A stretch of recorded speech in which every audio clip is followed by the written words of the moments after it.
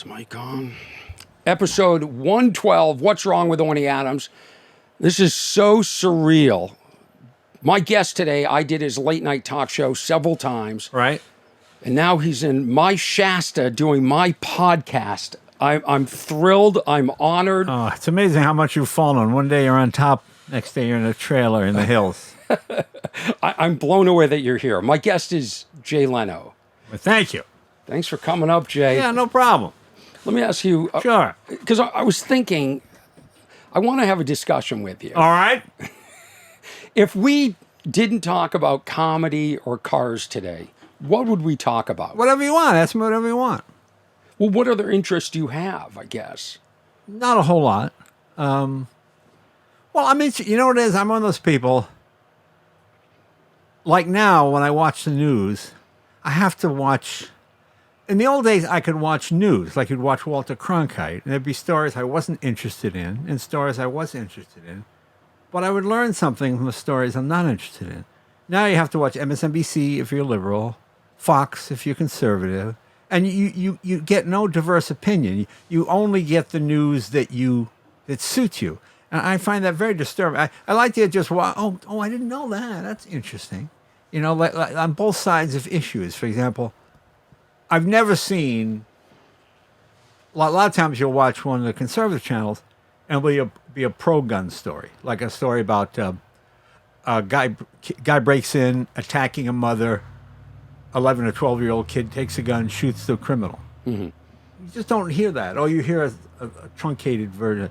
On the conservative station, the kid's a hero. Boy. On the other side, you know, somebody with a gun does a shooting. It's okay.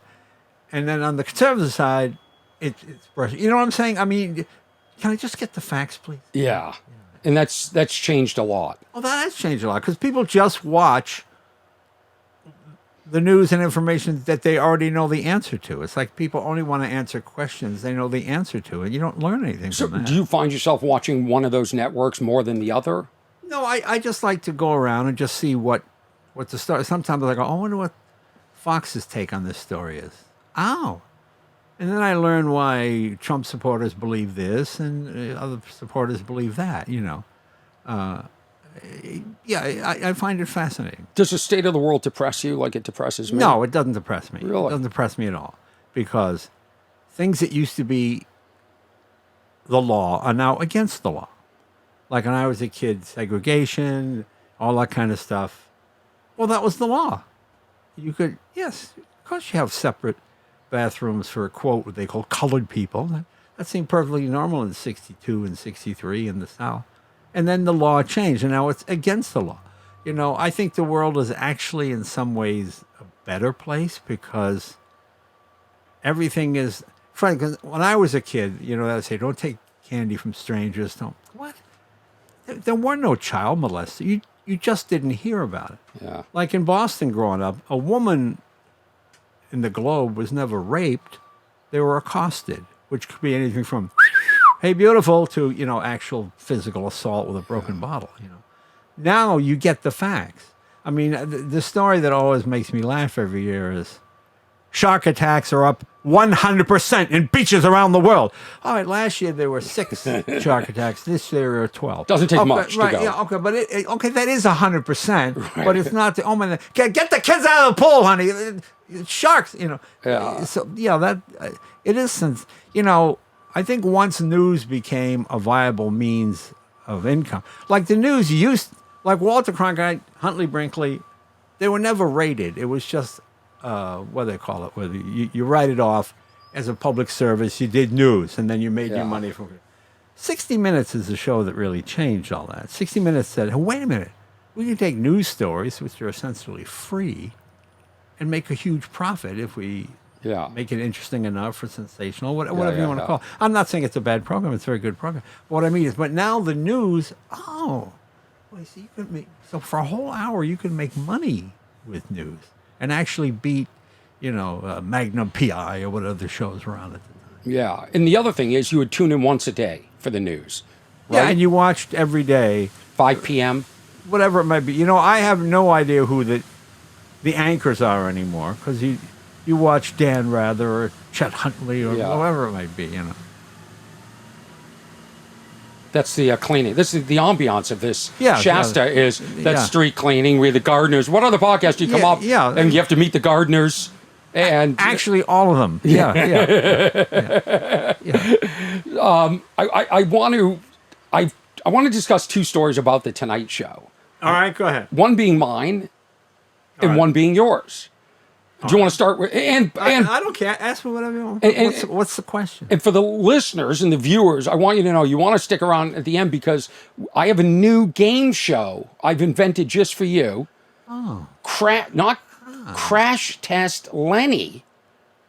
Or Leno. I haven't decided which is better. Instead of Crash Test Dummy. Right. And I'm not going to tell you what it is, but I will be blown away if you can figure this out. Oh, I gotta run. Well, go ahead. I think you're one of few people in the world that could perhaps win this game. All right. I think it would be a fascinating game, but All right. I'll discuss.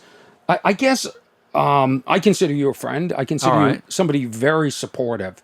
Well, yeah, I think you're a great comic. I enjoy your work very much. But I mean, of comedians in general, I hear that you watch specials and then you'll call a comedian and tell them what you think of it. And Well, if I don't like it, I don't do that. Right. Just if I think people, because I see, every now and then I like to watch this dry bar comedy because it's pure, clean comedy.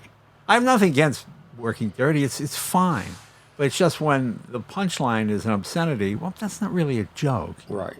So when I watch that, I go, first of all, it's people I've never seen or heard of. Mm-hmm. Doing clever material that has to meet a certain standard, it's so funny because people don't realize, free speech, man. I said, it is so much better than it used to be. Do you know what a cabaret card is? No. Okay. In the 60s, Lenny Bruce, all these comedians, when you worked in New York City, you had a cabaret card, which was a license to perform, a license to be an entertainer. And if you got up on stage and started spouting obscenities or sexual or whatever it might be, a policeman could tear up your cabaret card, and you didn't work again. Really? Yeah, you just didn't work. Did you have a cabaret card? No, because that's like 5 years before me. I think in the late 60s, it was the Warren Court. The Supreme Court made everything legal. Mm-hmm. Obscenity, pornography, because it used to be if it breached the moral standard of the community, all those kind of things. Right. And it's much better, but you get the good with the bad. That's the trouble with it. But that's what Lenny. I mean, I think Lenny Bruce was doing a bit about who'd you rather have sex with, Kate Smith, who was a enormous woman who used to sing the national anthem all the time, or Lena Horne, who was black. Kate Smith was white. And he was talking about interracial. Pull your cabaret card, that's what used to happen. Right. You got arrested for that. Wow. So things are actually much, much better. I mean, you really think now is as bad as World War II? I mean, when we were under attack and the world could have gone in either direction. It's not nearly as scary as well, it's still scary. I don't mean it's not scary. Obviously it is for me. Because I'm not stupid enough not to think I'm a privileged person. And I lead a pretty good life, and it's fine. So I'm seeing it through rose-colored glasses. But for the most part, I guess the thing that sums it up is what used to be the law is now against the law, and I think that's good. You still have to fight to get what you want, but at least you've got the law on your side. I mean, if you were a black person, a white person testified against you 50 years ago, you were done. I mean, the women, that man raped me because they didn't want their family to know they're having sex with a black guy. Oh, and that guy will go to jail for the rest of his life. I mean, does it still happen? Yes, I'm not naive, but at least you have a fighting chance. Let's go back to dry bar comedy. All right. Because it feels like your generation, we're different generations as comedians, was very caught up in it has to be clean. Well, you couldn't get on TV unless it was clean. I mean, that's just the way it used to be. Plus, there's a certain laziness, I think, to working blue.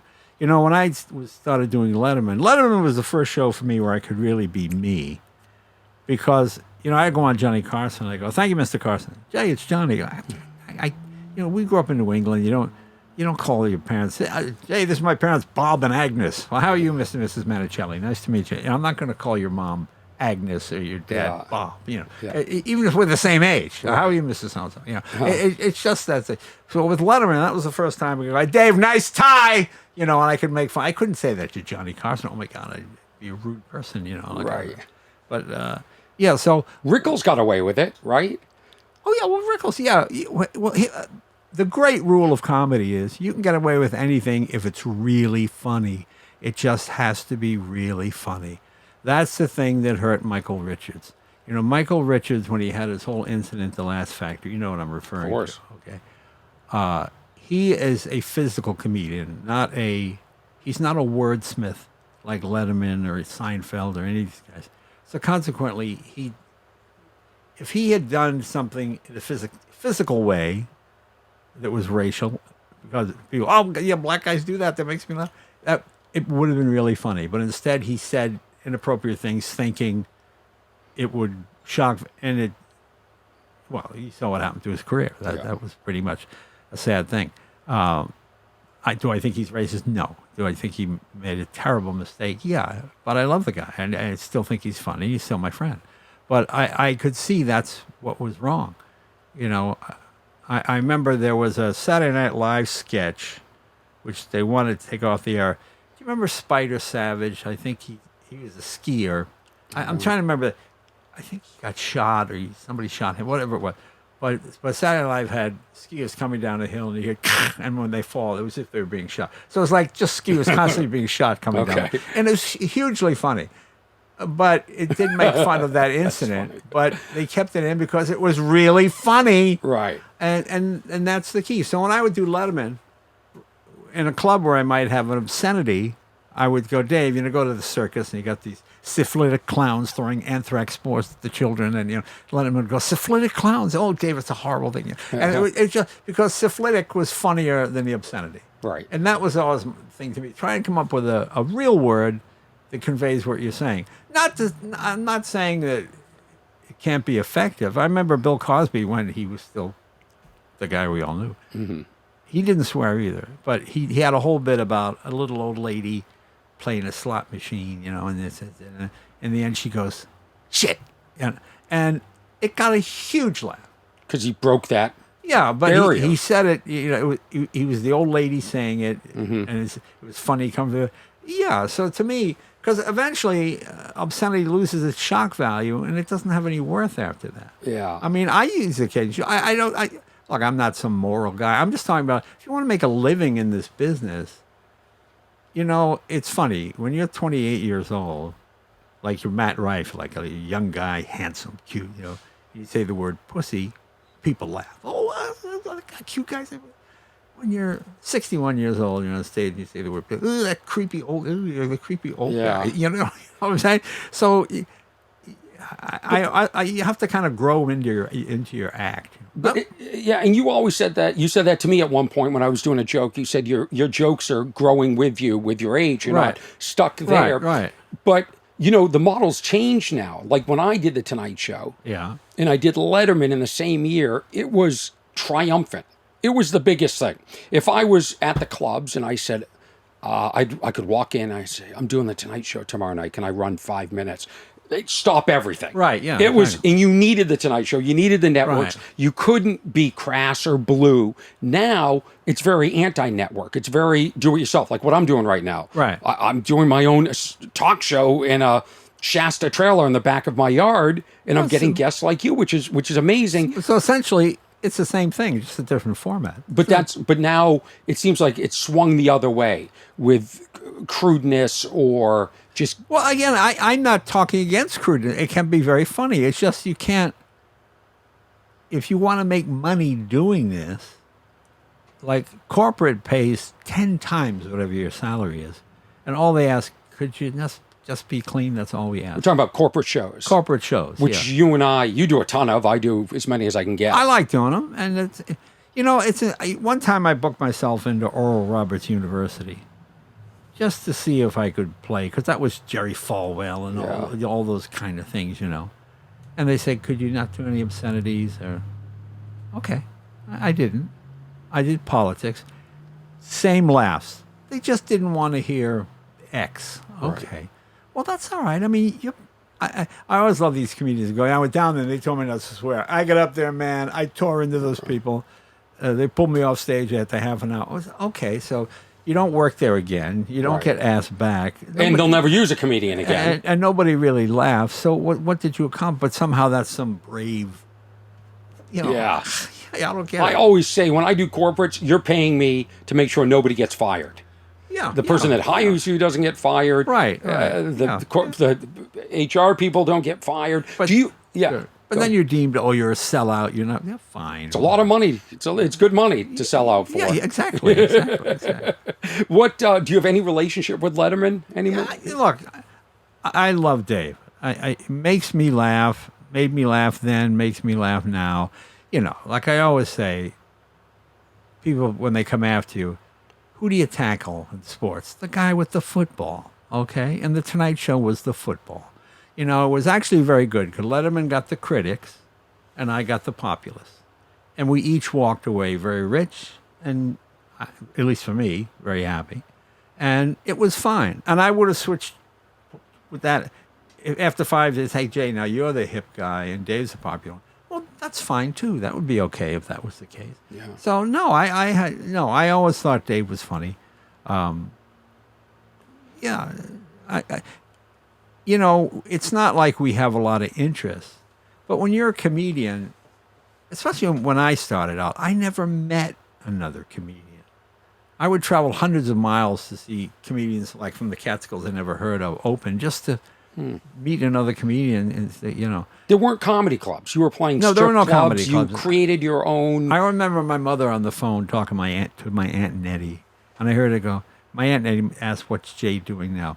Well, he has a little skit that he puts on from town to town. skit. And I go, Mom. It's the worst thing you can say to a comedian. Yeah, it's nice not- little skit. Yeah, it's not a skit. It's like, well, no, Ma, it's not, like, I remember my mother said, why don't you once do it for the family?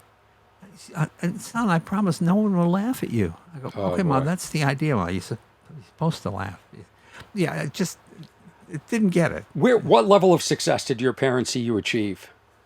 Well, I got the Tonight Show. You had the permanent host? I remember. No, when I got when I was the host. Yeah. Wow. I remember when I played Carnegie Hall. I brought my parents in. My mother go, why would you be at Carnegie Hall? I don't understand. I thought that's where people play instruments. No, Ma, they have come in. Well, all right. So Carnegie Hall, and I see my parents 5 rows back, center seats. I can see them from the stage. And this is when I was doing Letterman like every month, and it was when things were really wrong. And we sell it out, and there are about 10 or 15 college kids in the row behind my parents. And I was doing routines I'd done, so they were kind of laughing along with it.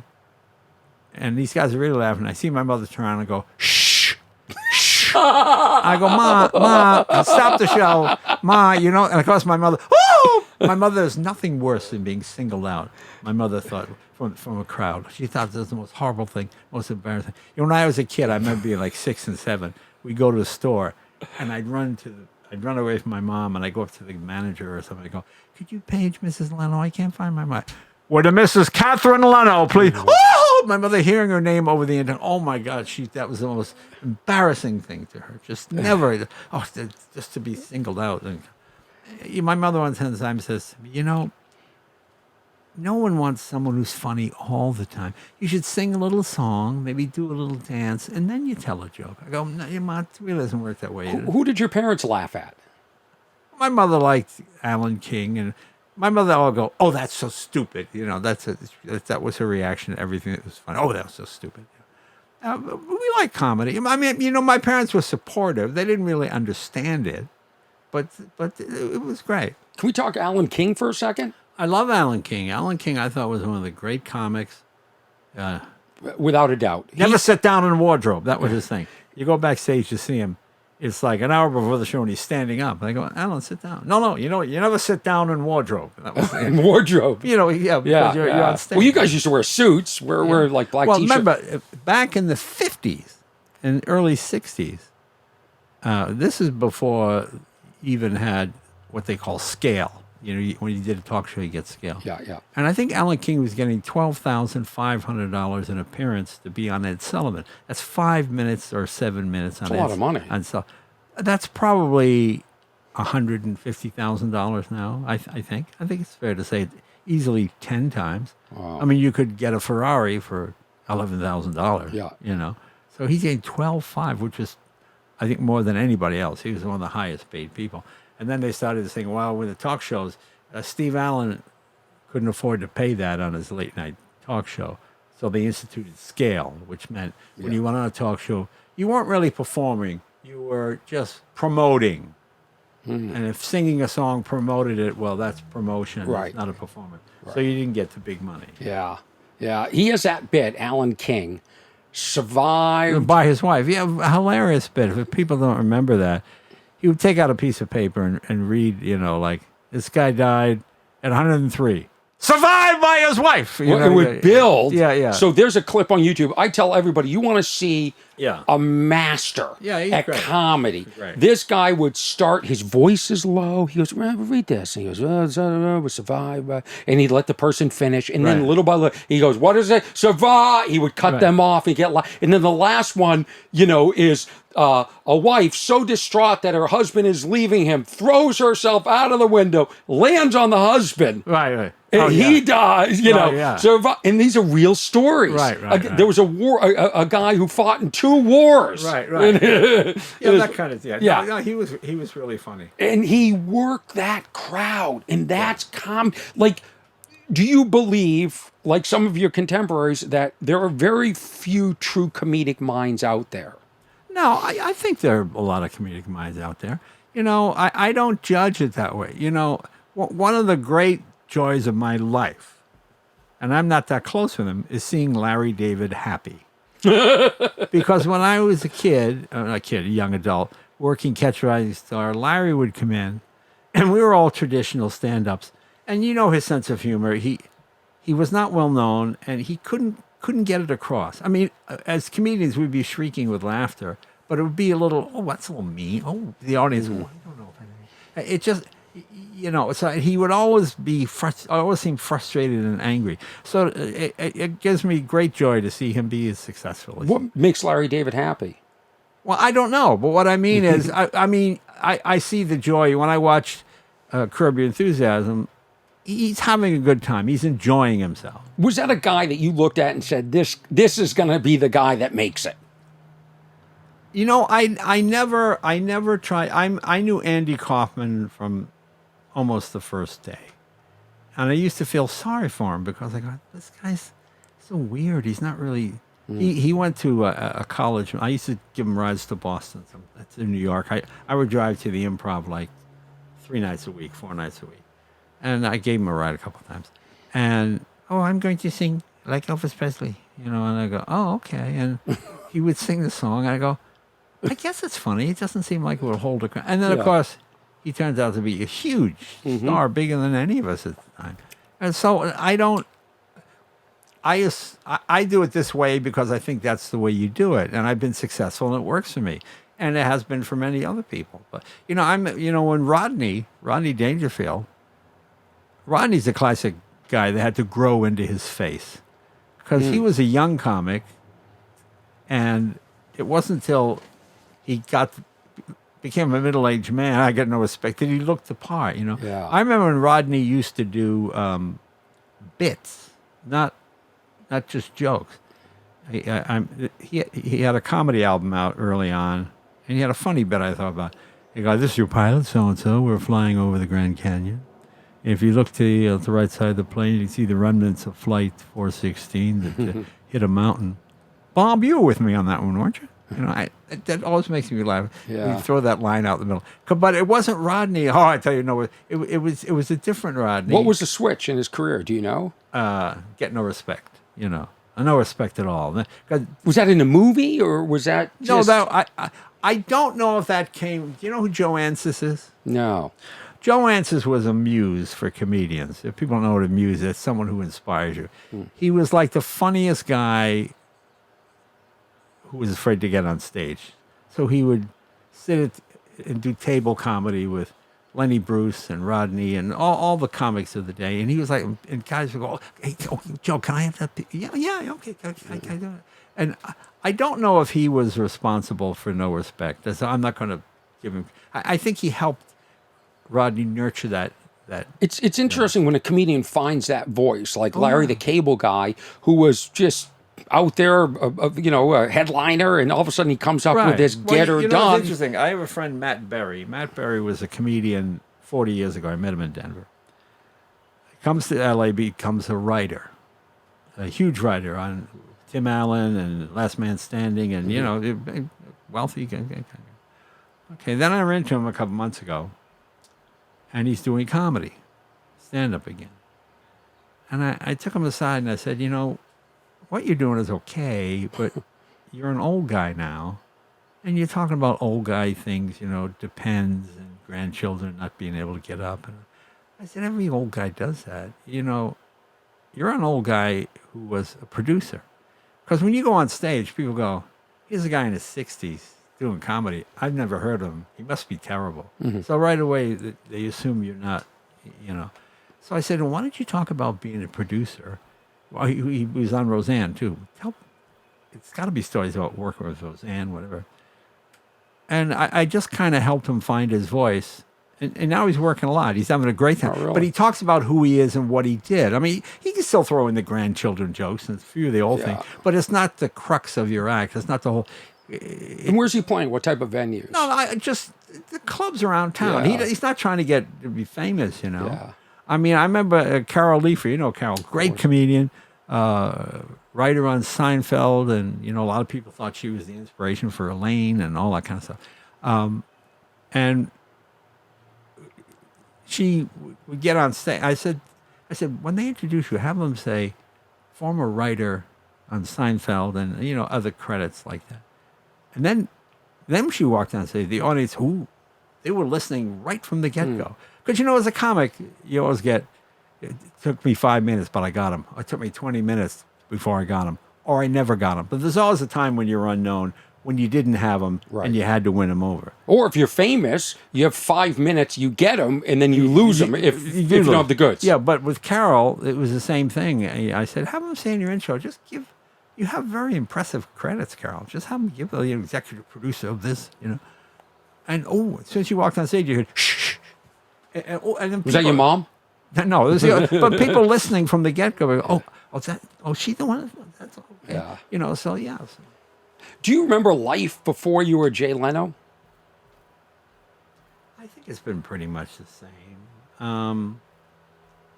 Well, yeah, of course I do. I mean, yeah. I still live like that, I still live like I'm not broke, but like I travel alone. I don't travel with a road manager or anything because nothing funny happens when you do that. So take me through that. You have a gig, you jump on a plane? Yeah. Private? Usually. I fly private now because you can't get... in the 80s, I was like the third most frequent flyer in the United States. And I would say in that whole 3 or 4 year period, maybe late 40 minutes to an hour at the most. Mm-hmm. But really never missed a connecting flight or anything like that. Right. Now it's awful. Now it leaves the gate and you sit out on the runway so they can call it on-time departure. I mean, I used to be able to get up at like 5:30 in California, go to the airport, get a 7 or 8 o'clock flight to New York, land at 4:30, go to the hotel, be on stage at 8 or 9. Could never do that today because there's just no chance that the plane will get there on Can't time. even get to LAX. Well, that's exhausting. Yeah, but I mean, it's just a different world now. So you get on a plane, you're all alone. Yeah. You don't bring a friend. You don't want. No. You don't get. Do you get lonely? No, I don't get. No, I don't get lonely. No, I enjoy my own company. I'm very I like to read or something like that. What is that like? When I think about you and cars, because I'm not a car guy at all. Well, here's the thing. We're in a subjective business. Some people think you're funny. Some people think you suck. And they're both right. Uh-huh. I mean, I never believe the good stuff or the bad stuff. I just, thank you. Oh, well, that's okay. Thank you. Oh, I'm sorry you didn't like it, sir. I don't put, that guy said I was the best. No, you're not going to be the best because it's subjective. But when you have when you have a car that's not running, and you work on, and now it's running. No one can say it's not running. It's mathematical. Yeah, I mean, you know. Do cars give you something that people can't? Is it that? Is it this dependency? Is it? Well, I enjoy it. It's something I like to do. I like the idea of doing two things at once. Like, to me, eating in a moving car, that's like the greatest thing. You know, because, I'm getting somewhere. Oh, I'm getting something to eat too, you know. Like eating on a plane. Oh, well, you know, I like to feel like I'm accomplishing something. Yeah. Yeah. I'm not a vacation guy. I get no joy from, you know, there's an ad on TV now. I don't know what it's for. It says, when you die, what are you going to think about? What you could have bought or where you could have gone? And then they show the guy at Mount Machu Picchu, whatever it is. Machu Picchu. Machu Picchu, whatever that guy. But I'm thinking, oh, yeah, what I missed out on that Corvette back in so-and-so. When I should have bought. I missed the whole point of the ad. Because I forget everything. My wife insists we went to the Eiffel Tower. I go, honey, I have no memory of that. And don't you remember? No. To me, you know, going to Europe's like a bad day at Disneyland. Oh, look at that thatched roof. Isn't that something? Okay. You don't vacation, right? No, I never vacation. You don't. So all this money, what is it good for anything? Everybody wants money. Surprisingly. You know, I don't think money makes you happier. It just accentuates what you are. If you're a prick, it makes you a bigger prick. If you're a nice person, it makes you a nicer person. I mean, I was in New England doing a show, and this kid came to see me. You know, okay, nice kid, and I came back in town. You know, can I bring my grandpa to see? Okay, the grandpa's like my age. Okay. So I'm talking to him. I said, "So what are you doing?" I get out of high school. I want to go to college. Where are we going to go? Well, I want to go to UMass, but UMass is like 28,000 or 30,000 a year. So, oh, okay. You know, so he's going to go to some community college. So I thought, you know, this kid seems to have something on the ball. So I called his mom and I talked to her and I said, listen, I'll pay for his college education. Oh. Take a chance. Oh, okay. So I paid the first year, you know. Calls me at the end of the first year. Mr. Leno, thank you so much. Yeah, no problem. And he says, you know, thanks to this guy, I worked real hard. I got a scholarship. I don't need your money anymore. So I just want to say thank you. Wow. And I went, oh, because I was prepared to do the whole 4 years. You know, it's generous. And I went, oh, okay. I mean, here's where cause and effect is something, you know. I mean, I saw something in that kid, and I went, oh, I don't know what it was. It's just something I like, you know. Where's that kid now? Oh, he's graduated school, and I know he wants to be FBI guy. I think so. Really? Yeah. My good friend's FBI. Oh, okay. Yeah, he's on this podcast all the time. Oh, okay. Oh, that's right. I've heard that guy. Yeah. Jim Clemente. Yeah, that's right. What I'm saying is I'd be happy to connect him. Oh, yeah. But anyway, those kind of things are fun to do. The trouble with letting people know you do that type of thing, you then get the phony letters, you know. Dear Miss Leno, I'm a farmer. I got no money. Can you help me out? And the return address, Gun Hill Road, Bronx, New York. Okay. Where is he a farmer on Gun Hill Road? Yeah, you're at that age where you got to be careful about being scammed. You know, my parents every day forward me emails saying, is this real? Is this a scam? You know, I feel like I'm fighting Nigeria for my inheritance. But that's not right. I know that's what it is. But I mean, when you say, yeah, in show business, money is just another way to keep score, I suppose. Yeah, that's a good way to put it. You know, I always tell comics, this is why the job pays a lot of money. Because when you get fired, or they kick you out, you have something left over. I said, if you were a nurse or a cop or a firefighter and you got fired, you're screwed. Yeah. At least you're on a sitcom for 5 years, and then they kick your ass out. So you walk away with a few $1 million. So don't bitch and moan. Did you ever, in your wildest dreams, ever think you would achieve No. I mean, I thought, wouldn't that be cool? But no, I didn't really think. Because I'm dyslexic. I was a terrible student. You know, it always makes me laugh because, you know, I always have a theory. I always had 2 jobs. I lived on one job, and I banked the other job. When I worked at McDonald's, I also worked at Wilmington Ford. When I worked at McDonald's late again, I worked at Foreign Motors. So I always bank. So when I got to the Tonight Show, I said, you know, I'm not going to ever touch money from the Tonight Show. I'm just going to live on money on personal appearance because I'm a comedian, and that's what I do. Right, that's fraudulent money. Well, it's not real money. It's not real money because Show business either lasts your whole life or 13 weeks. And I'm in that sense, like when somebody sees me, I was on a show called Teen Wolf, and Right. I love you on Teen Wolf. It's immediately, have you seen my stand up? Like, I don't care. That's not valid, that compliment. Yeah, Thanks, but well, the thing is, do you know that joke about the comedian? Comedian's first time in Vegas, he's all excited, you know. He goes to Vegas and it goes great, you know, and does the shows and goes back to his hotel room, you know. And he's still wound up in the phone. And he goes, "Hello, you're sexy. Hi, is this the comedian?" "Yeah." "Oh, my name's Felicity. I'm the lead dancer in the Folly Brazil show down the street, and I saw your show, and I thought you were really funny and really cute, and I don't want to be too forward, but I thought maybe you want to get together, maybe I could come over, we could visit you in your room or something like that." Comic says, "You see the first show or the second show?" You know, it's I still do that. yeah, it's I mean, I don't want to talk about somebody calling my room, but every time they're like, yeah, I saw you in yeah, Vegas last week, and I'm like, Friday or Saturday. yeah. That's what I mean. And So- then I scold them. I go, "You never come to a late show Friday. Yeah, what are you right. thinking?" Yeah, right. No, right. but we enjoyed it. I go, no, you don't understand. You would have enjoyed it more Saturday. Right. Yeah, that's what I mean. So it's just that weird time. That makes me laugh. You know, you brought up before that comics, we can say anything as long as it's funny. If it's funny, you're okay. It's really okay. How many inappropriate, you know, it's awful, but that's really, you know, one of the funniest bits ever was Sam Kinnison's thing about You live in a desert? Live in the You live in a desert. desert. Yeah, He's the yeah. greatest. yeah. Stop sending money. Yeah. I was like, it's really funny because This is sand. yeah, but I remember the time people saying, you're making fun of. Yeah, I'm sorry. It's really funny. Yeah. So help non-comedians understand comedians, because recently you were in a motorcycle accident and then an engine blew up in your face. like- you would be disappointed if comedians didn't make jokes about that, Well, right? Of course. Well, also, that's the thing, like when you mentioned me and Letterman, the enemies. No, because there are only a few people like you who understand what this is.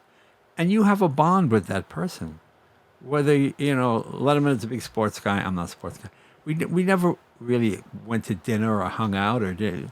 Even with Billy Crystal, I love Billy, and I try to support him all the time. And when he gets honored, I like to be there. But we don't go out to dinner. Our wives don't get together. There's a bond that you have with other comedians. I mean, we're both from New England, and I sense in you the same thing when I was your age. You're in the same position. A little more wound up about it, perhaps. But Me? But I mean, there's a bond there that I like. So we have something in common. Because when I started, like I said, I never met another comedian. I didn't know how to do it. When I came to L.A., I met kids who, like when they're 9, want to be lighting directors because their dad was. But nobody, when you grew up in New England, you either went to college or you went to work at Tire Rubber Company in Lawrence, Massachusetts. Yeah. Made sneakers or whatever it might be. The idea of going into show business. I remember Mrs. Langdell, our next door neighbor, said to my mother, Jay wants to be a comedian. In Hollywood, you can't be a comedian unless your father was a comedian because it's just the way it is. They don't allow it. And she told me that, and I'm thinking, oh, gee, my dad's not a comedian. How am I ever going to get to be? I mean, that's what I love about show business. People have no knowledge. Feel free to give advice. Oh, they love to give advice. Oh, yeah, They yeah, love to give you hilarious. tags after Hilarious. shows. Oh, yeah, yeah. yeah. So what gave you this dumb idea to be a comedian then? I thought I would do it until I had to get a real job. My dad was an insurance salesman, and he became manager of the office. And in those days, it was all men, usually Italian guys. They were very gregarious selling insurance. And to inspire the man at the monthly meetings, he would try to do something he'd never done, like juggling. The idea, you guys don't think you can sell. I think you can sell, And he would juggle eggs, and the egg would hit him in the face. And the guys would laugh. And he said, but you don't see me giving up, do you? So I thought, oh, maybe I'll go into insurance because you get to do a show once a month anyway, Yeah. So, I luckily I just never had to get a regular job. But you were the funny kid? Did you have a good group of friends and you were the funny guy? Were you funny I think at school? I think I was Did a you- funny guy, and to the point of where I think this is a comic trait. For some reason, when you're a kid, you don't know why you get nicknames. Well, I got the nickname of having a hard head. I don't know why. And one day, one of the guys came over with a hammer and just hit me in the head with it. Come on, really? And It really hurt. It did knock me out. But I laughed because, I want to keep this hard. Oh, what are you talking about? I didn't feel anything. It's a rep. Yeah, because it was better to have that, It's like you see comedians who, when they go on stage in their best show, they had some sort of lucky underwear. Well, they wear that every show, or lucky socks, or whatever it may be, So, I think that's a comedic trait. But did you see a comedian on TV and you like a Lenny Bruce and thought, I want to be Lenny Bruce? I used to. The comedians I Woody liked Allen? were comedians that looked normal but were funny. Carson, Jack Benny, Alan King. I never liked clown kind of comedy. People come out with props or funny outfit or a flower that squirts water. I mean, I admired what Milton Berle did, but he wasn't my kind of comic because it was, hey, that kind of stuff. I had Howie Mandel on a couple of episodes, and he was talking about how he felt he was never respected as a comedian, certainly by the literary world. Those were his words. And he felt like other comedians because he was very proppy like that. Well, that's the funny thing about show business. I remember Mel Gibson, before all the controversy, he had directed Braveheart, huge hit, probably sexiest man in America, biggest movie star in the world at that point. And he goes, no. I said, I hope you win for Braveheart. You're not going to give it to me. They hate me. They don't like me. And I realized, okay, everybody in show business has this. And I have it, but to a lesser degree. It just never affected me that much because I have the same friends I had in high school. I got the same wife. I'm driving the same car. I'm pretty consistent. But I would see other people who it would devastate them to think that somebody didn't like them. So, I mean, I'm not thrilled if they don't, and I certainly would try to win them over, but I wouldn't kill myself trying to do it. Is criticism hard for Jay Leno? No, please. Well, you know what's so funny? That's why I do The Road, because when I was hosting The Tonight Show, the vitriolic hate people would just hate you for, phony star. Oh, you took this, let him have the show and you stole it. No, Dave never had The Tonight Show. Ever. I mean, I think Johnny would have wanted Dave to do it. I think that was true. But Dave was a huge success at 12:30. Johnny was a huge success at 11:30. Their goal, the network, was to find somebody who could replicate Johnny's success and keep Dave. Because if they move Dave down to 11:30, then they got a hole at 12:30. Right, they have a winner at 11:30 already. They got to start all over again. So it was never even in the cards. I mean, I think Dave kind of expected it, and it wouldn't have been surprised if he did. But it didn't have. And people think I swooped in and took the show. I guest hosted for 5 years. I was a permanent guest host. So that whole period, which The Late Shift, that book was written, and there was a documentary, and then going into the Conan and the Conan thing, how much of that do we all have wrong? Oh, it's all wrong. Well, the Conan one, for example. I was hosting The Tonight Show. Zucker came to me one day and said, Conan's people want you out. I go, what are you talking about? I promote his show every night. Well, they think he should have the show, and they've got the clout to do it. I said, well, guys, I signed a pay and play contract, which means you had to use me. The worst thing you can do in Hollywood, some comics say, hey, they signed me to this deal. They got to pay me, and they're not using me, so I get to keep the money. That's right. And that's the only money he will ever have because they paid you not to be on. They realized they made a mistake. Wow. So my contract was always, if you use me, you got to put me on. So I had 5 years left to go, and they go, well, you have to retire after 5 years. And I didn't have a manager. I didn't have an agent. And I said, all right, is that what you want? Hold on a second. You're on The Tonight Show? Well, that's my favorite line. I said, I've been number one now for like 9 years, whatever. And I remember when the executive said, well, we want what's above number one. Oh, okay, all right. What? And I laughed. I said, what's above number one? And everybody kind of laughed. And I realized how stupid it sounded. I said, guys, you want me? Look, I said, look, I don't want to die by 1,000 paper cuts. Okay, you want me out? I'll step down. I'll say I'm retiring. Okay, it's a good run. I did it for however many years it was, up from 92 to 14, to 9 rather. I said, okay. So then, Jay's leaving. Okay, then, and I was doing great, and Conan was doing great, and I continued to promote him. I wasn't thrilled, but that's okay. Okay, then Craig Ferguson comes along and goes opposite Conan and wins a Peabody Award, and people really like him, and then he's kind of edging in on Conan's territory. I'm not sure if he beat Conan. I think he did a number of times. Anyway, he began, and then the network got nervous, and they go, I get that call, listen, we think we made a mistake. I go, guys, you already kicked me out of here. I said, what do you want to do? I said, we'll put you on at 10 o'clock. I said, 10 o'clock doesn't work. And they said, look, I'll tell you what, because Law and Order was costing them a fortune and all these other late night shows. And they wanted to go with a cheaper show at 10 o'clock. And talk shows compared to, big productions are cheaper to do. And they said, well, I'll tell you what, we'll pay your staff for 2 years, regardless of how long it stays on, if you agree to do it. I said, okay, I don't really want to do the Jay Leno show. I like it. Did I ever tell you a story why the Tonight Show was, backtrack. When I got Tonight Show, it was the Tonight Show starring Jay Leno. And my mother would call, oh, gee, starred in Jay Leno. Gee, it sounds so like you're Mr. Big Shot, starred in Jay Leno.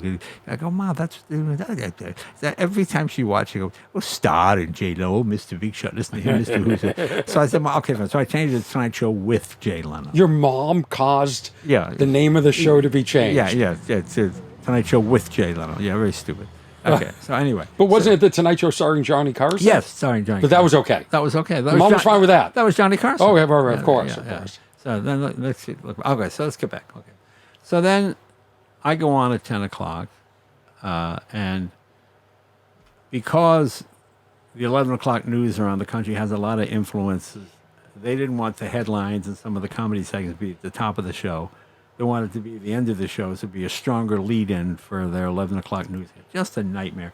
So it didn't work well. Meanwhile, Conan was not doing particularly well at 11. Hold on a second. So you would go from 10 to 11, then they'd have news, then they'd have another the Tonight Show, another late night talk show. No, it wasn't called the Tonight Show. It was the Jay Leno show. You're from 10 to 11.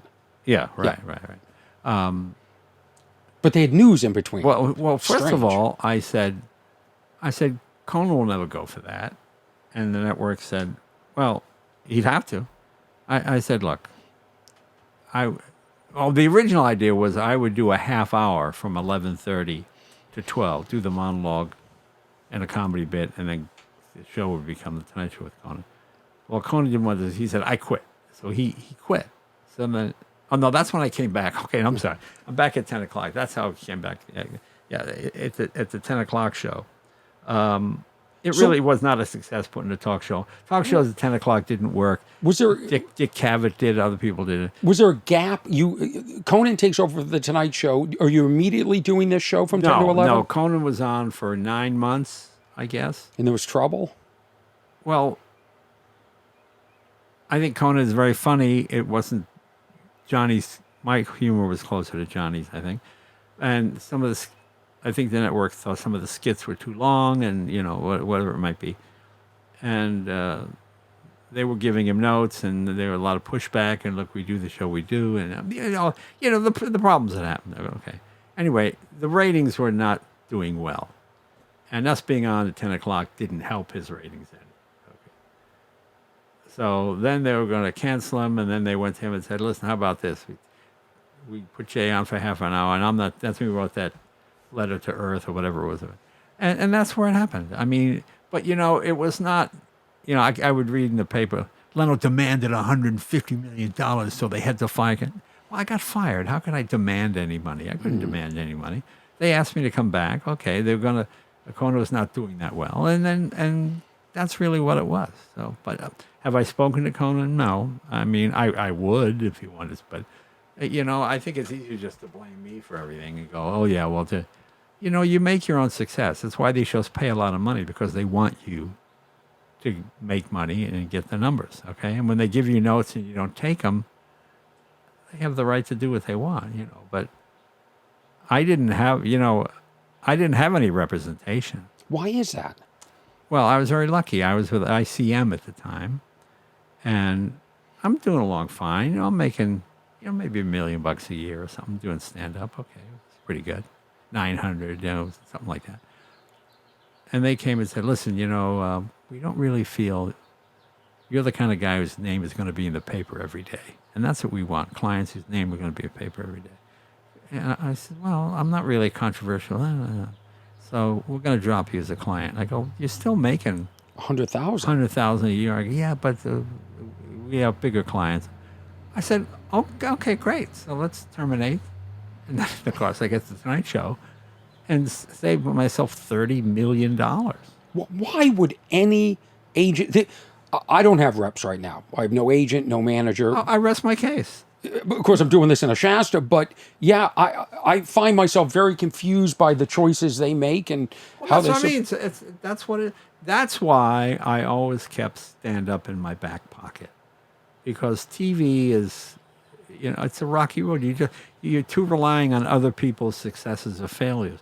When you do stand up, it's all you. You get all the credit, and you also get all the blame, but you also get all the money.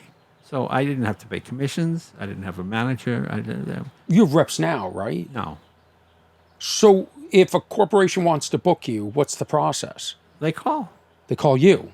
Well, I use agents. Look, you get me a job. Yeah, I'll pay. I'll give you a percentage. Okay. So you'll work with anybody who brings you something. Yeah, that's pretty much the And way it then works. they get to eat what they kill. Yeah, that's pretty much the way it works. Yeah. You're smart. That's the way I've been doing it. And yeah, it works for me. I mean, obviously, if I had had all the machine, I'm sure that the press would have been working overtime to make me the good guy and somebody else the bad guy, I mean, I read all these horrible stories. Oh, I stabbed this guy in the back, and I didn't. No, I didn't. The network didn't want that. It was their choice. Do you hate... Jay's getting a phone call. Oh, go ahead. Do I hate? Do you hate that that's a part of your legacy? No, it is. Look, I have the same friends I had in high school. Hang a second. Oh, hey, I'm just doing a podcast. Can I call you back? Got Jay Leno on the podcast taking a phone call. Okay. What was your question? Do you hate that entire episode with the Tonight Show and Conan getting the Tonight Show? Everything's so murky, and you've got to explain it. And here's my popular opinion is... I'm not cheating on my wife. It's not a DUI. It's not a cocaine-fueled rage. Mm-hmm. It's just life, and that's the way life is. No matter what job you're in, there's always going to be somebody who's mad or hate you or something. I don't feel I really did anything wrong, or because nobody has the facts. No one say, you took Letterman had the show and you came in the next day and you took it. No, he never said. Okay, so you can't defend yourself. Stern would rail on about how I stole all my bits from him, and things like that. Where you go, well, that's not really true. So I just learned to ignore it. I mean, Howard would rail against me daily. I hate Jay Leno, and I'm going to go on Letterman and beat him. But I don't think he ever beat us when we were against him. And I don't dislike Howard. He's fine. I did his show a lot of times. But it suited him to come after me because that helped his ratings. But it doesn't help my numbers to go after somebody else. I found just by ignoring it and trying to be a gentleman through the whole thing, you just let it go. The people who believe you. The people who don't believe you, and you're not going to change anybody's opinion. It's like meeting people who are Trump and Biden supporters. You're not going to change either one of their minds. So why don't we even bother with this? But is it hurtful and frustrating? Something? I was on fire. I crashed motorcycles. That hurts a lot more, really. Yeah. It doesn't really. No. It would hurt if you really thought you did something untoward and were a terrible person. Yeah. But we didn't. But then people here go, Leno's a liar. I know for a fact that. Whatever. That's all right. I was doing a radio show on KFI, a local radio station here, AM station. And I was filling in for Tim Conway Jr. Right. And you were my first guest. You came in. Right. And you were very supportive. You were like a mentor. You would call me afterwards. You'd give me tips. I was probably a horrible interviewer because my adrenaline was going like this, and I felt like I had to hit marks, and it was such a different format than this. So I really appreciate you giving me a second chance and coming in and doing this. But we got to talking. We were talking on the phone. You told me a couple of stories which I loved. Here's a fast one that I'd love you to tell. I repeat this story all the time. Okay. It's you had a private gig, I think in Pennsylvania, but Frank Sinatra wanted you to do his show in Chicago. And Frank called you. And you told me you never turned down Frank. Do you remember this story? Well, I'm trying to think. It sounds a little different. What's the end? I'm trying to... The end was you said, Frank, I can't do this story. And then Frank called the people you were supposed to work for. Does this ring a bell? No, that wasn't Frank. That was a representative. Well, it was one of his agents. Yeah, I do. Yeah, that's. I think it wasn't Frank that called you. No. I didn't know him that well. You know, it was not. It's so funny because sometimes it's Mrs. Sinatra, sometimes it's Frank, and I could never. It was just hard to read the room, so it wasn't. I much more enjoyed the other Italians, Tony Bennett, Dean Martin, Perry Como. I worked with all those guys. A lot more laid back. With Sinatra, there's a lot of tension, a lot of people in the room, a lot of, oh, geez, do I fit in here? Am I, excuse me, Miss Sinatra? I never knew where I stood, you know, because I always had good relationships with all the people I worked with. But I didn't know him that well. I mean, I think obviously a great guy. I mean, my favorite Sinatra story is he was, this is back in the days when $100 was a lot of money. So he gives the driver, this guy picks him up, he gives him $100, you know. The guy goes, oh, thank you. And Sinatra's like, oh, all right. So he's driving along, he says to the kid, you ever gotten a $100 tip before? He goes, oh, yeah. So he gets to where it's going, and starts the other car, he gives the kid another 100. He goes, here you go. He goes, thank you very much. He says, kid, can I ask you a question? Who's the last guy who gave you $100? He goes, you were. He gave him $100 like 3 years earlier. Yeah. Smart kid. Yeah, that was a great story. Brad Garrett's got some great stories about working with Frank and working with Sammy Davis Jr. Sammy Davis Jr., I think, was probably the world's greatest entertainer. I mean, he could tell jokes, he could play drums, he could sing. All with one eye. That's why one of the kindest men. You know, if you said, hey, oh, Sammy, I like that watch, he'd take it off and he'd just hand it to you. Wow. You know, Petit Philippe or whatever it might be. You know, when I worked with him, he used to bring his den. He had like 119 pictures. And every gig he'd go to, his people would show up ahead of time, hang all 119 pictures in the dressing room. Yeah. And bring his lounger chair. And he died at like 63 or 64. Which felt old at the time, yeah, at right? the time, well, that's about right, you know. Yeah. But now that's like 10 years ago, and I go, oh my God. And it's so different than the way you travel, which is you're alone, you show up. Like I've done gigs with Howie Mandel. There's nothing in the green room. We fly in, get off a plane, do it, get right back on the plane. Yeah, that's what I do. That's what I like. But when you travel alone, it's just funny stuff. You know, I don't know how to make this a bit. It just made me laugh. The fact that this would not happen. I'm back east. I have a house in Rhode Island, so I go there sometimes. You should Airbnb that place. It looks nice. Yeah, that's what you want to do. And so I go to Joe's Pizza. Okay, so Joe's Pizza. So I'm in town, and I see a new pizza place up. Oh, Salato or something like whatever. Oh, so I go there, and it's a line. This is pretty good. So there's a line. I go up there, and I hear this tap. Jay, hey, how are you? Jay, it's Joe. What? Joe's Pizza. Hey, Joe, how you doing? He goes, what are you doing here? I thought you come to our shop. And I went, I had a coupon. You had a coupon, so I thought, let me try it, you know. This is why you need an agent. I know. So I said, and he went, a coupon? Hey, we all agreed not to use coupons. The prick is using coupons. Okay, now I'm in a lie, and I'm just caught in this lie. Yeah. And And now you got them in trouble. Yeah, it just started making me laugh. Okay, that wouldn't have happened if I had had a guy go get me a pizza. Right. Yeah. And what I love about you is you did a private gig for McDonald's, and they gave you a card for like 100 little hamburgers. No. They gave me like a whole bunch of Happy Meal coupons. Right? You used Well, them. I'm one of those people. You know, when you're a comic, you don't turn down free food. It's just because you don't know when you. I remember those kind of gigs. That was the only food you could get. You just live on hors d'oeuvres, you know. Yeah. So I'm driving this SLR McLaren Mercedes, you know, the fancy thing with, you know, the gold wing doors that come up. Right? So I pull in McDonald's. He goes, yes. I go, hey, give me 2 of these Happy Meals. She goes, okay, sir, we're only limited to 1 Happy Meal per customer. I said, well, that's fine. She goes, no, but I know it's you. So let me get the manager. Well, no, don't get that. No, take the manager. Could you pull over? Okay, so I pull off to the side, you know. So then the manager comes out, right? And with the gold wing doors, all these kids come around. Oh, what kind of, oh, look at that cool car, you know? And the manager goes, no, Mr. Leno, normally our policy is only 1 Happy Meal per visit.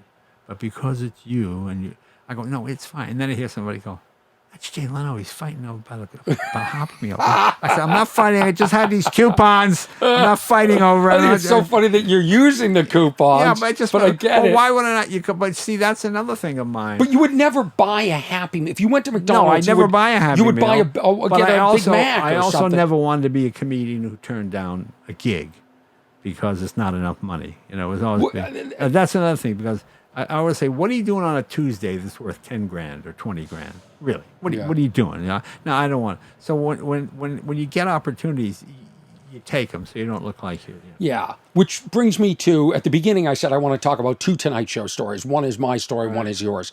And we were on the phone, maybe I called you, and I asked you for some business advice because I was offered a corporate gig, and I don't have reps, and I have someone that helps me, an assistant, and I said, counter 25% more. And the deal almost went away. They were so offended. They didn't come back and say, we'll give you just a little bit more, or that's the best. They didn't come back and go, hey, that's the best we can do. We love you. We'd really love to have you. If not, we understand. So it almost went away. And I asked you for some advice. And you told me what I think is a story that would be really important for a lot of people to hear and understand, because I think it shows a genius business mind. Is this about the scale? Yes. This is about when you were doing the Tonight Show, there was a rotation of 3 or 4 different hosts. No. There were like 6 different people. I was like the 7th one. They were continuing for rotating hosts, guest hosts. Gary Shandling. Well, I don't name a bunch of, but everybody was repped by the same firm. Okay. And a guy from the firm calls me and says, listen, we'd like you to join us. You know, we're gonna be asking $25,000 a night to host. And I said, you know, I'm getting $512, which is what scale was. I said, well, we'll get you $25,000. I said, you know, I'm fine. What? Well, doesn't make a lot of sense. Because I knew Johnny Carson owned the show, and Johnny's paying out of his pocket. So, assuming they think we're all the same, I didn't think I was better than any of those others, or worse. I was in that running. There were 7 of us. But everybody else is charging $25,000, and I'm charging $512, and it's the same job. Right. So, next thing I know, oh, I'm the permanent guest host. Oh, how'd that happen? Okay, and then the money. You know, if you're any good, show business is not like teaching or being a policeman where your only reward is adulation or the admiration of your students.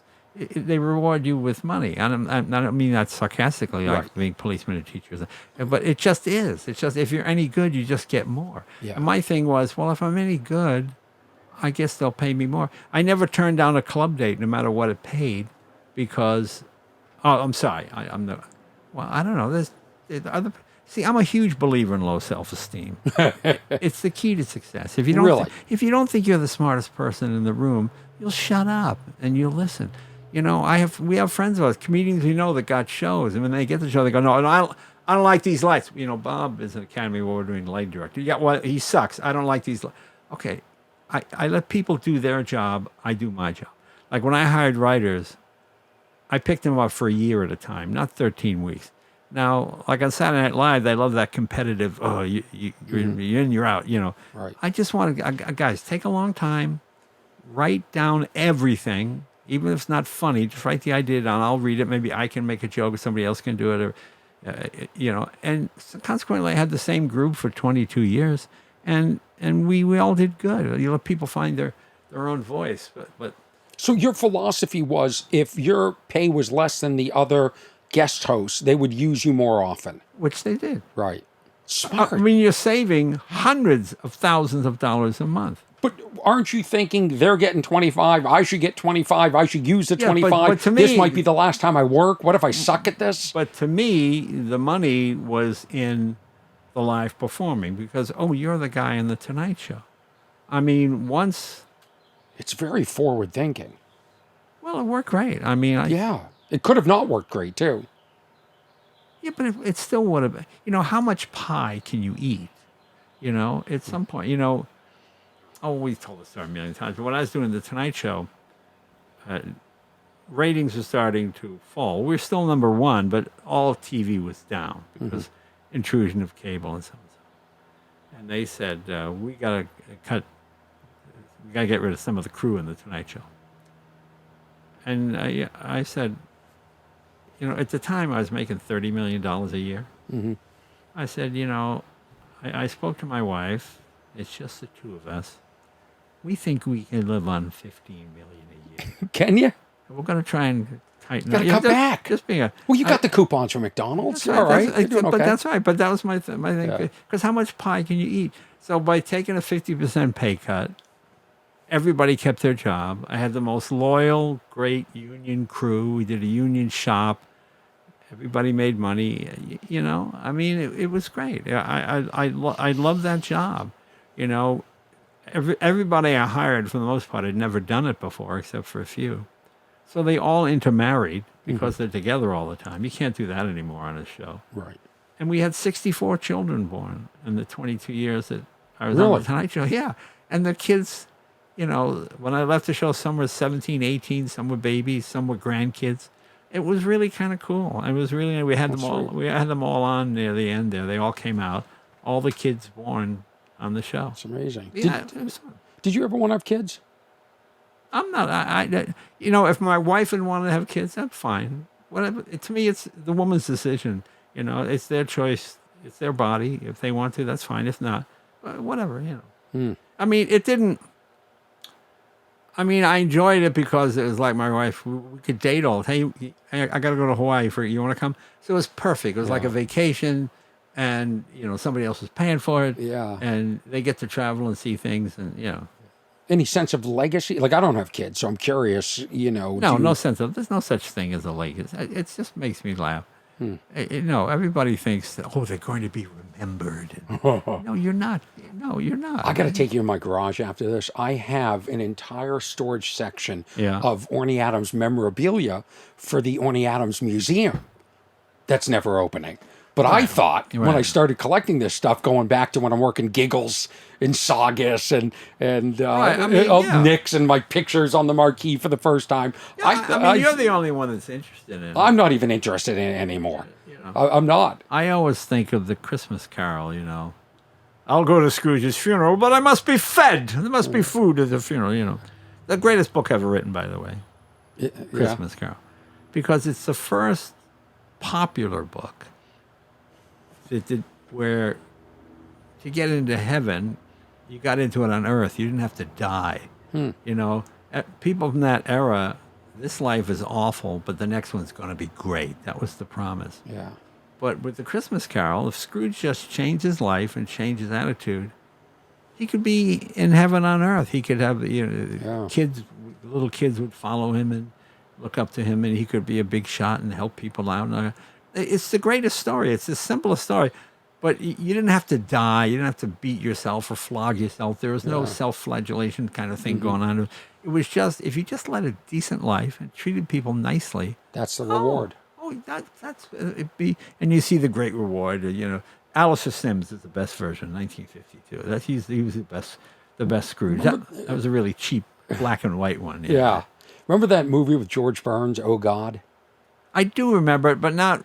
Yeah, I remember it a little bit. I mean, I knew George Burns. I got to talk with him a couple times. He's a great guy. I remember the movie, but it didn't really have an impact on me. I just thought it was a good, fun movie. Yeah, I thought it was interesting. I did, Somehow my head went there. Yeah. I've got to tell you my Tonight Show story, Go ahead. which involves you Yes. and how I got on the Tonight Show. Which I don't know if I've told this story publicly before, and it's one of those. If I had reps, they'd tell me probably not to tell the story, but I had submitted for the Tonight Show several times. My manager at the time was George Shapiro, Oh, George, yeah. and he repped several big guys, Carl Reiner and Oh, yeah, George is great. Yeah. and Seinfeld, and he tried to get me on the show, and he couldn't get me on your show. And You mean when I did it? Or yeah, when, well, you were, yeah. I was. That's the only time I did it. Or that was the era. You know, when I mean, it just blows my mind you're even up here. I mean, when I was in Brookline, Massachusetts, and I was starting out and doing comedy, and I was temping, and then I would temp, and I'd make, $60 a day temping, and then all of a sudden, I was doing comedy, and they'd send me to New Hampshire, Portsmouth, and pay me $125 to get on stage and do what I love, and now I'm making more money doing what I love than temping. So I got rid of temping, but I was living in Brookline, Massachusetts, on High Street, and I had a fax machine, and I'd submit jokes to your show. I can't remember how I got connected, but I got connected, and you ended up using a couple of jokes, which is just blows my mind to this day. But George Shapiro couldn't get me on the Tonight Show. I ended up leaving George, and then I was working with this agency. I'm not going to say which one. And they, from what I was told, I put together a tape at the Comedy and Magic Club, and it was submitted, and I was turned down. And I brought that, it was a DVD. Right. And I brought it to Shandling's house, Gary Shandling. I said, Gary, I'm just discouraged. I put this together, this set for the Tonight Show, and I've been turned down. He said, let me watch it. And we put it in. And the first thing was the DVD. Remember DVD menus? Right. I made a menu, and Fortunate Son from CCR just starts playing. Right. And Gary goes, stop. Get rid of the music. Right. The first thing he said, right? So we play the set. It's a 5-minute set from the Comedy Magic Club. And Gary said, that's as good as any set I've ever seen on The Tonight Show. Right. He said, get it to Leno. Yeah. So I called the Comedy Magic Club. You perform there every Sunday. And I spoke to Rich, who was a manager, and perhaps Mike Lacey. And I said, hey, if I bring down a package for Jay Leno, would you give it to him? And they surprisingly said yes. I was actually shocked. Right. So I left on a Sunday this DVD without CCR playing for you. And my parents were in town. And Monday night, phone rings. It's a blocked call. And it was you.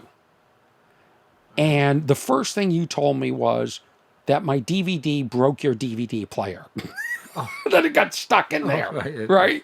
And you said, I don't remember your words, but you loved the set, and you said, I'm going to put you on my show this Friday, as in 4 days. Right. That's how I got the Tonight Show. Oh, okay. Well, I didn't get the Tonight Show. That's the best way to get it. Yeah. I didn't get it through reps, managers. Everybody else tried to get it. Well, I got it to you. I've always said comedians will always get more work from other comedians than you'll ever get from an agent or a manager. Because as a comedian, you can't do every gig every day. So there's no harm in promoting somebody else because you're just making the business more popular. The more good comedians you have, the more people go. People, times I've talked to people go, I don't go to comedy clubs anymore. It's all filthy. I can't stand it. Okay, that hurts the whole industry.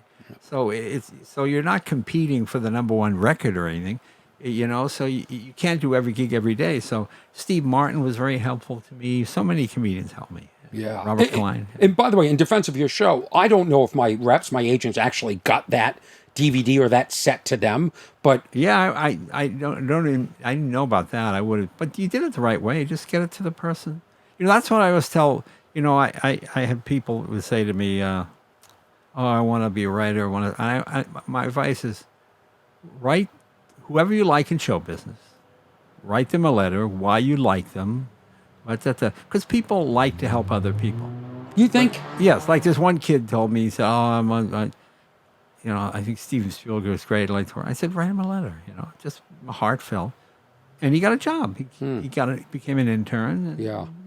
got to work there. Yeah. Steve Martin, I think, is a remarkable Oh yeah, very wonderful talent. Yeah, That was one of 2 albums my parents had, was Yeah. Steve Martin with the white suit and doing yeah. King Tut. Yeah. We're talking about an album of audio, vinyl, and they had, I think, a George Burns album that I love. Yeah, no. I'm sorry, George Carlin. Carlin. Yeah. Oof, blanking on one of the best. One of the That's a big leap. yeah.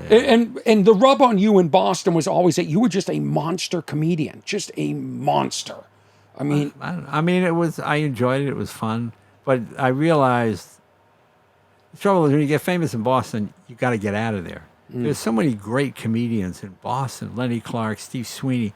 But a lot of guys had a Boston-based act talking about Mayor White, Then you go to Hartford and people go, "Who's Mayor White? What? Yeah. What do you? What?" They just, what was that? Buzzy's roast beef and just all the local landmarks. But now you have a act that only works in Boston. Right. I always tell him, when you get popular somewhere, get out and go to the next place. Right. What makes, to me, Steve Martin is magical. Yeah, wonderful comedian. Just something. And when you think about it, totally clean. Right. Very funny. Why do you think so many comedians, as they get older, become bitter, jaded, cynical? Jerry Lewis comes to mind. Well, I think, why don't you just make it, why do people in general get bitter? I mean, comedians are just a reflection of what actual life is. I mean, we all know people like that, don't we? I mean, women that were like beautiful knockouts, and then they get to be middle-aged, and suddenly men aren't tripping over themselves anymore, and they feel insulted. Yeah. Or same thing with men, whatever it might be. I don't think it's... That's Jay Leno's helicopter coming to pick him up. That's what I'm trying to get me out of here. Yeah. It really is. That's where the low self-esteem is a tremendous help, because you go out and people are laughing and go, "Oh, I guess I'm not as bad as I thought I was," as opposed to, "I'm a lot better than these people thinking." You know what I'm saying? Do you have low self-esteem now? Yeah, it's the key to success. I think it is. Still. Because I always think I'm not the smartest person in the room. I better prepare. Like here, I didn't know where you live, but I came here last night, You did, yeah. parked my car to see where I could be so I wouldn't be late. And it all reflects on you. I mean, if I had showed up an hour and a half late, "Oh, I'm sorry, I overslept, man." Well, it's a little disrespectful, and no, he knew he'd tape at 10. What's he doing here at 11:30? I mean, You're a pro. It's all. Yeah, I think it's just a matter of being professional. It's that old Dale Carnegie stuff. Shake them hand, look them in the eye. There are plenty of people I disagree with politically and everything else, but I like them as people because they're professional. It's very simple, Yeah. Like a lot of times, a lot of comics I love, but I can't recommend them. Oh, there was one comedian, I'm not going to say who it is, but this corporate, I want to use this person. I said, I started to say, well, I don't think, he goes, "No, we're a very hip young company. We're really," okay, well, what you think is hip is different than what comedians think is hip. Right. And the comic was so blue, and the guy called me, goes, I said, "I told you not to hire them." I said, but they hired him anyway. So that's what it is. Yeah. I see you doing a lot of podcasts now. And I think you're a private guy. What is motivating you? Well, I like. Why are you I like here to right help now? comics. Yeah. I mean, we're friends, and we're playing go over. There's a lot of planes today. It's like it's Pearl Harbor Day here. This is unusual. The amount of sounds that we're getting on this podcast today. Again, who am I to turn down a job? It's just, I respect the word job. Okay, it's a paying gig. We live in an economy now where so many people are struggling. I'm fortunate. Why would I turn down a job? But doing this today, you're helping me a lot. Well, okay, I hope so. Well, that's great. I mean, that's the idea. I mean, I think most of the value on this earth is from helping other people. I mean, it seems like, because as a comedian, we do this, look, we would both do it for free. The fact that it pays tremendous amounts of money, that's great. Not my podcast. Yeah. Am I supposed to pay you? Do I have to? Oh, I thought we. Oh, I'm sorry. No, but you know, I'll give you 500. How much was it? 578. What was scale when you were doing the Tonight Show? 512. I'll match that. 512, not 515. Well, you know, I did do one podcast, and it was not a professional, someone who was successful, and they said, we do my podcast? I said, yeah, no problem. When is it? He goes, 25,000, okay? I said, what? Yeah, don't worry about it. I don't know why they paid that. I don't think they ever paid that again. It just made me laugh. I said, I'd like to do that one. Yeah, exactly. I'd love to get paid. It's very different than when you were hosting the Tonight Show, right? This is a long form conversation. It's almost the way television was in the past, correct? It was longer conversations. You used to sit around smoking. Remember the old Tonight Show? When television came out, it was much more intellectual in the early days. You had Playhouse 90, you know, Noel Coward had a show. And because only rich people had TVs. And then once it became mass, then the whole thing sort of changed. Did you ever have a guest on the Tonight Show that asked you to pull part of the interview for whatever reason? Yeah, all the time. Really? Sure.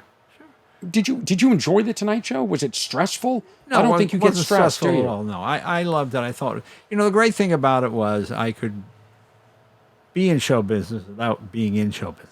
Mm-hmm. By that I mean, like, I love Charlie Sheen. Charlie's a friend of mine, but I don't want to be Charlie Sheen. Mm-hmm. But being around Charlie and joking about him, you know, hookers pushing his Mercedes off a cliff on Mulholland Drive, it's all those kind of stories. I mean, I'll tell you a funny story about Charlie Sheen. We're waiting for Charlie. Got him booked on the show.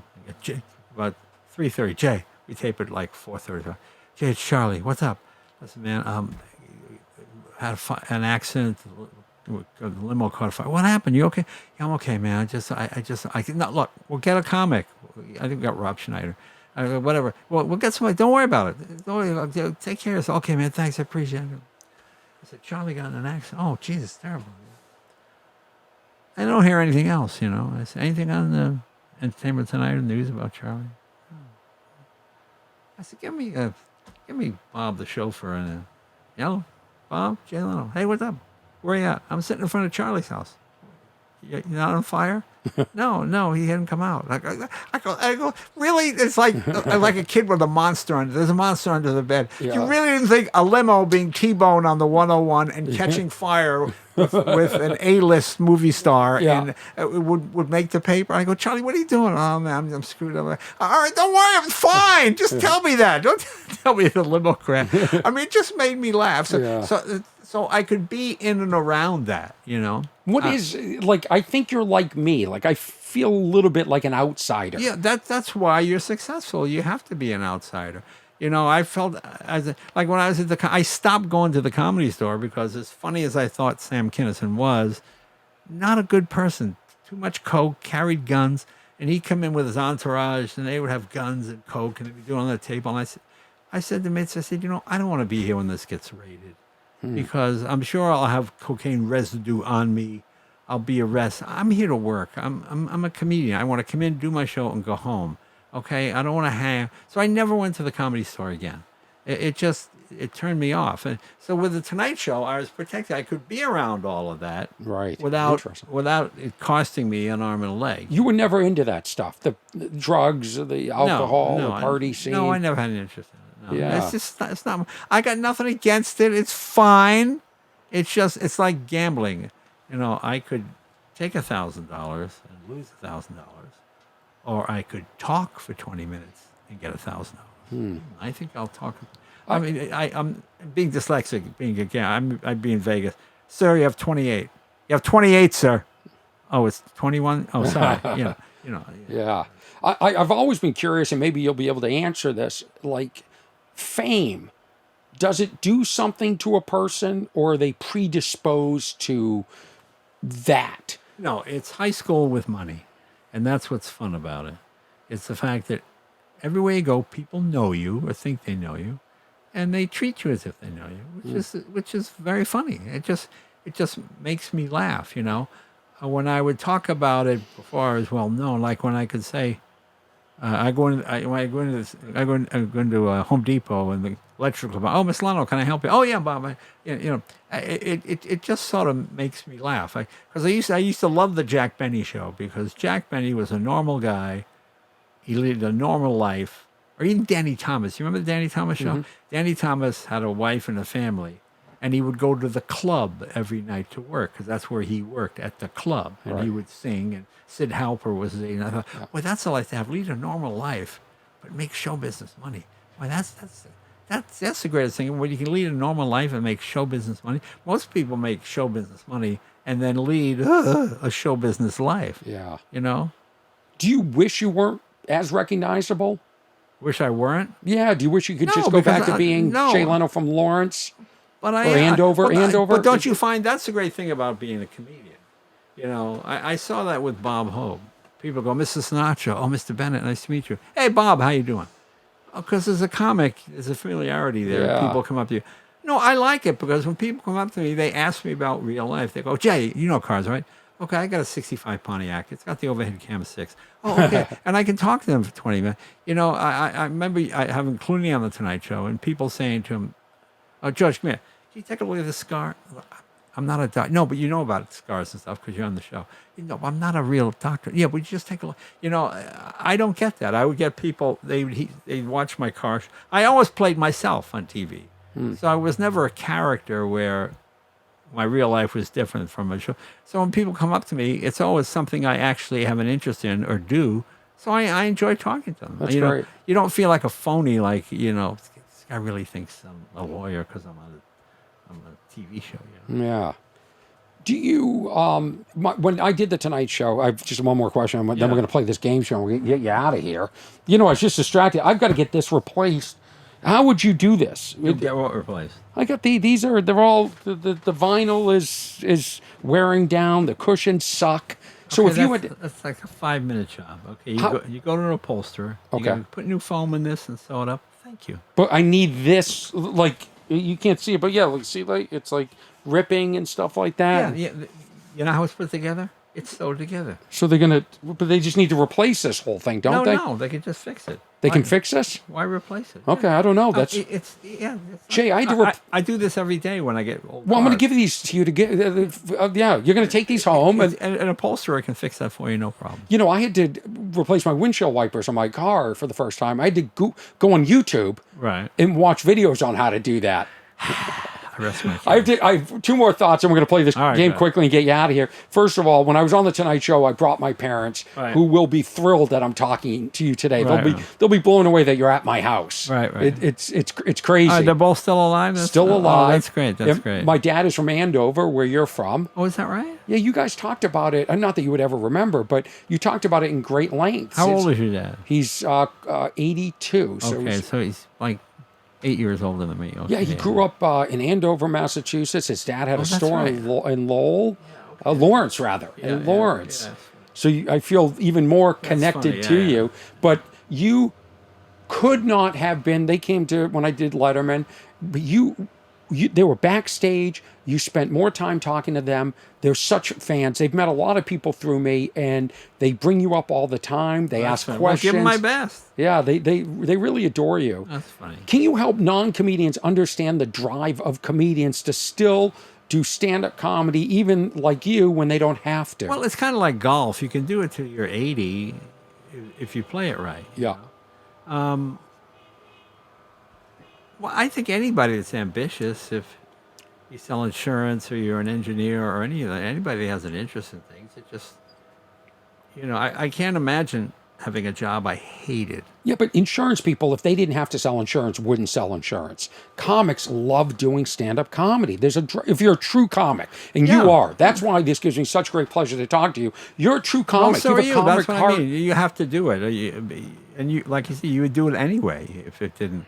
The saddest thing is when you see guys that aren't funny at all doing it. And, oh, God, they just read the room wrong and they just Right. don't have the ear. You know, they say something inappropriate. It's like, you know. Don't you think there's a lot of bad comedy out there? Yeah, I think there's probably a lot of bad comedy out there, but it's not my place to comment on it. Because, you know, whenever I watch comedians, I don't get it. I say to myself, okay, Am I the old guy now from a different generation? Am I jealous of this person, or is it really not funny? Sometimes it's a little tricky for me because I go, I don't know. Yeah. I don't know if because it's not what I do. I don't want to condemn it, so I just try not to have an opinion. Really? Huh. Yeah. I mean, I'll discuss it with other comics, but Yeah. for the most part, I go, I don't quite get that. Yeah. So when you came up here, and I want to thank you, my guest is Jay Leno, Yeah, no which problem. blows my mind. You came up here. I don't like to disclose where I live, but I live in an area, and you said, aren't there accidents up here? And I said, as a matter of fact, there was an accident the other night. We live on a windy road. Yeah. Yeah. And there was I heard it. And I'm like, that was an accident. I got up, I looked, Right. and I saw up the street about 100 yards, I saw a light, a car light. And I couldn't, you're tired. I'm like, was that an accident? Am I imagining this? The next day I go out for a walk, and it looks like somebody hit a wall. And there are parts of the car right there. Right. Yeah, that would be an accident. That would be an accident. Yeah. So I thought, what if I brought the parts and Jay Leno had to tell me what kind of car this was? And this is the premiere of Crash Test All right, Lenny or Leno. All right, where's the So here, do you want me to give you all no, it could be one car, could be two cars, Well, let me see could be a what you got. motorcycle. Do you want all of it at once? Yeah, all right, let's see what you Okay, got. Because this is- that will end it sooner. Yeah. Jay, that's not very nice. These are the parts you found. These are the parts I found. And there's one that to me is very interesting. Jay Leno right now is playing Crash Test Leno. What is that? Well, this is like a rectifier. This is not off any modern car. It isn't? Look at the back. But no, it has no. like a chip in there. Yeah, I know. No, these are cooling fins on the top.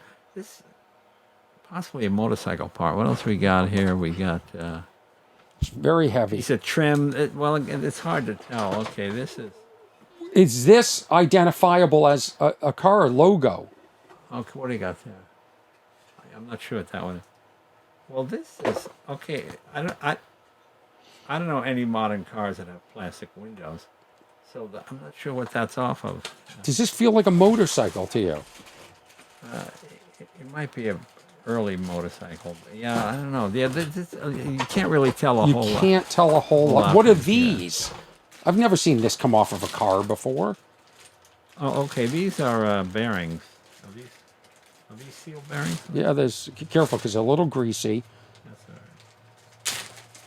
right. Jay Leno, not afraid of grease. We're playing Crash Test Leno here. This is not going as I thought it would go. Well, yeah. There are bearings inside this, so you've got there's probably been hundreds of accidents on this street. So you've got things from a lot of different cars here. So you can't tell, like, what part of the car does this come from? I don't know. There's 10,000 parts in every Oh, okay. car, so it's hard to. Oh. But like this big plastic windshield, I don't, It's got to be a motorcycle, right? a little big for a motorcycle. It is? It might be What sidecar. I don't understand how does this, unless it's a major accident, how are these parts being? Yeah, that's what I mean. This is off something else.